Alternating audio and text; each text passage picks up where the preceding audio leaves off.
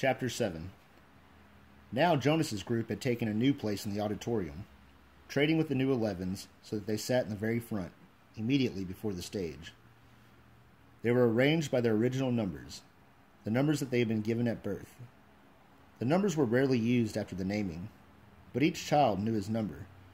Sometimes parents used them in irritation at a child's misbehavior, indicating that mischief made one unworthy of a name.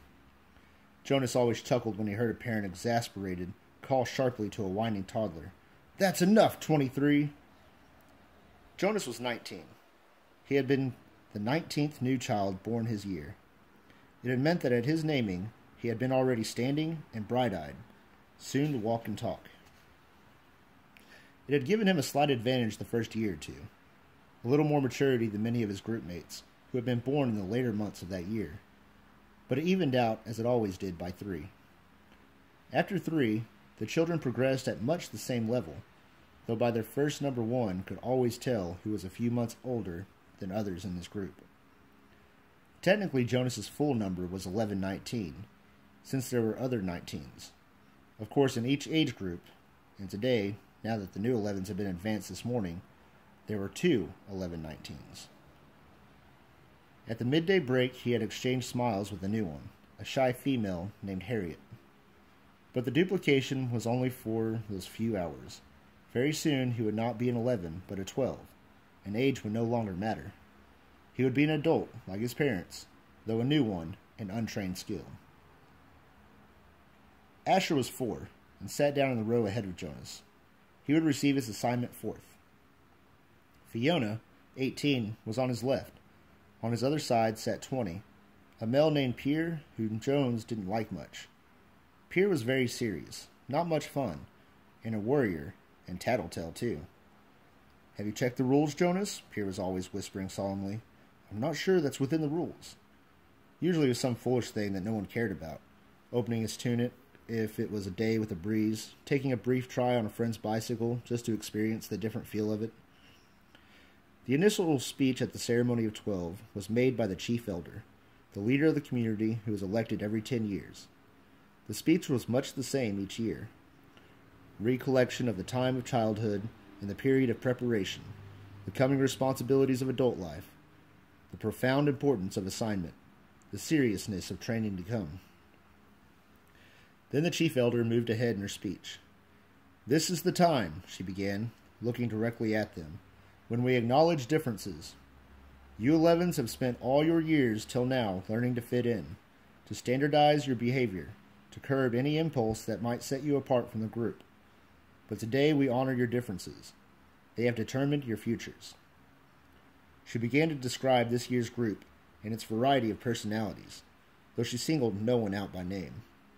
She mentioned that there was one who had singular skills at caretaking, another who loved new children, one with unusual scientific aptitude, and a fourth for whom physical labor was an obvious pleasure. Jonas shifted in his seat, trying to recognize each reference as one of his group mates. The caretaking skills were no doubt those of Fiona, on his left. He remembered noticing the tenderness with which she had bathed in the old. Probably the one with scientific aptitude was Benjamin, the male who had devised new, important equipment for the rehabilitation center. He heard nothing that he recognized as himself, Jonas. Finally, the chief elder paid tribute to the hard work of her committee, which had performed the observations so meticulously all year. The committee of elders stood and was acknowledged by applause. Jonas noticed Asher yawn slightly, covering his mouth politely with his hand. Then at last, the chief elder called number 1 to the stage, and the assignments began. Each announcement was lengthy, accompanied by a speech directed at the new 12.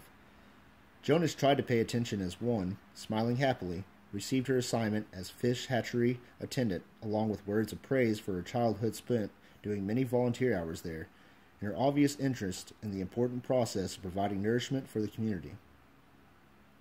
Number 1, her name was Madeline, returned finally amidst applause to her seat, wearing the new badge that designated her fish hatchery attendant. Jonas was certainly glad that assignment was taken. He wouldn't have wanted it, but he gave Madeline a smile of congratulation. When 2, a female named Inger, received her assignment as birth mother, Jonas remembered that his mother had called it a job without honor. But he thought that the committee had chosen well. Inger was a nice girl, though somewhat lazy, and her body was strong. She would enjoy the 3 years of being pampered that would follow her brief training. She would give birth easily and well, and the task of labor that would follow would use her strength, keep her healthy, and impose self-discipline. Inger was smiling when she resumed her seat. Birth mother was an important job, if lacking in prestige. Jonas noticed that Asher looked nervous. He kept turning his head and glancing back at Jonas until the group leader had to give him a silent chastisement, a motion to sit still and face forward. 3, Isaac, was given an assignment of instructor of sixes, which obviously pleased him and was well deserved. Now there were 3 assignments gone, none of them ones that Jonas would have liked. Not that he could have been a birth mother anyway, he realized with amusement. He tried to sort through the list in his mind, the possible assignments that remained. But there were so many he gave it up, and anyway, now it was Asher's turn. He paid strict attention as his friend went to the stage and stood self-consciously beside the chief elder. All of us in the community know and enjoy Asher, the chief elder began. Asher grinned and scratched one leg with the other foot. The audience chuckled softly. When the committee began to consider Asher's assignment, she went on, there were some possibilities that were immediately discarded. Some that would clearly not have been right for Asher. For example, she said smiling, we did not consider for an instant designating Asher an instructor of threes. The audience howled with laughter. Asher laughed too, looking sheepish, but pleased at the special attention. The instructors of threes were in charge of the acquisition of correct language. In fact, the chief elder continued, chuckling a little to herself, we even gave a little thought to some retroactive chastisement for the one who had been Asher's instructor of threes so long ago. At the meeting where Asher was discussed, we retold many of the stories that we all remembered from his days of language acquisition. Especially, she said, chuckling, the difference between snack and smack. Remember, Asher? Asher nodded ruefully, and the audience laughed aloud. Jonas did too. He remembered, though he had been only a 3 at the time himself. The punishment used for small children was a regulated system of smacks with a discipline wand, a thin, flexible weapon that stung painfully when it was wielded. The child care specialists were trained very carefully in the discipline methods. A quick smack across the hands for a bit of minor misbehavior. 3 sharper smacks on the bare legs for a second offense. Poor Asher, who always walked too fast and mixed up words, even as a toddler. As a 3, eager for his juice and crackers at snack time, he one day said smack instead of snack as he stood waiting in line for the morning treat. Jonas remembered it clearly. He could still see little Asher, wiggling with impatience in the line. He remembered the cheerful voice call out, I want my smack. The other 3s, including Jonas, had laughed nervously. Snack, they corrected. You meant snack, Asher. But the mistake had been made, and precision of language was one of the most important tasks of small children. Asher had asked for a smack. The discipline wand in the hand of the child care worker whistled as it came down across Asher's hand. Asher whimpered, cringed, and corrected himself instantly. Snack, he whispered. But the next morning he had done it again, and again the following week. He couldn't seem to stop, though for each lapse the discipline wand came again, escalating to a series of painful lashes that left marks on Asher's legs. Eventually, for a period of time, Asher stopped talking altogether when he was a 3.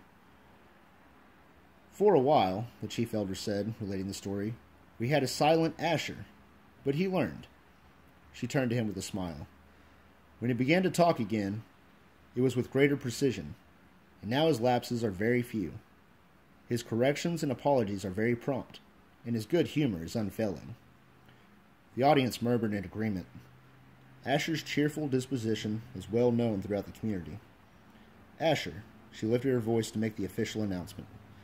We have given you the assignment of Assistant Director of Recreation. She clicked on his new badge as he stood beside her, beaming. Then he turned and left the stage as the audience cheered.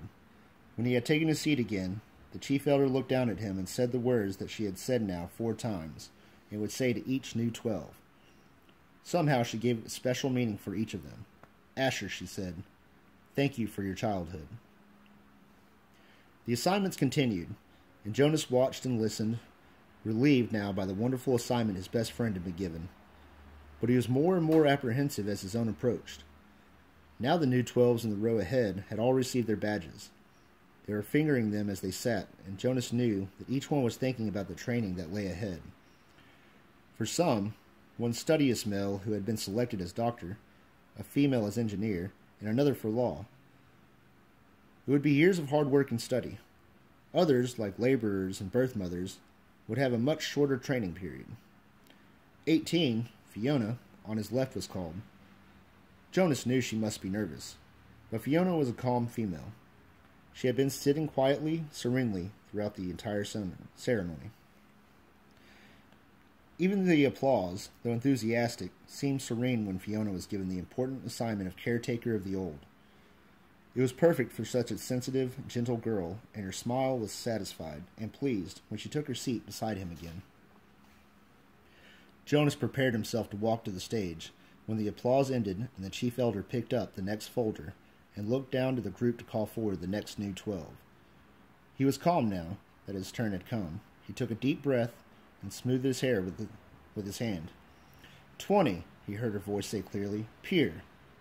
She skipped me, Jonas thought, stunned. Had he heard wrong? No.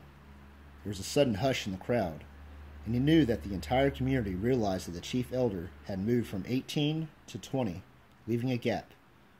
On his right, Pierre, with a startled look, rose from his seat and moved to the stage. A mistake! She made a mistake! But Jonas knew, even as he had the thought, that she hadn't.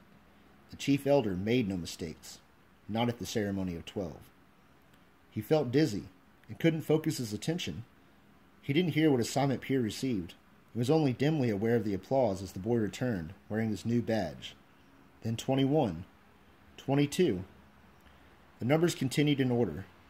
Jonas sat, dazed as they moved into the 30s and then the 40s, nearing the end. Each time, at each announcement, his heart jumped for a moment, and he thought wild thoughts. Perhaps now she would call his name. Could he have forgotten his own number? No, he had always been 19. He was sitting in the seat marked 19, but she had skipped him. He saw the others in his group glance at him, embarrassed, and then avert their eyes quickly. He saw a worried look on the face of his group leader.